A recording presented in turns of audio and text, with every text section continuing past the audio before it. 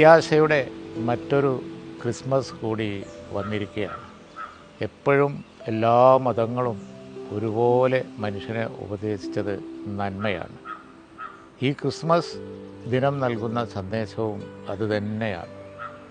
മനുഷ്യനെ ഭിന്നിപ്പിക്കാനും ഡിവൈഡ് ചെയ്യാനും ഒക്കെ അനുദിനം നടന്നുകൊണ്ടിരിക്കുന്ന ശ്രമങ്ങൾക്കിടയിലും നമുക്ക് സൗഹൃദം ഊട്ടി ഉറപ്പിച്ച് നിർത്താനുള്ള പ്രവർത്തനങ്ങൾ തുടരാം.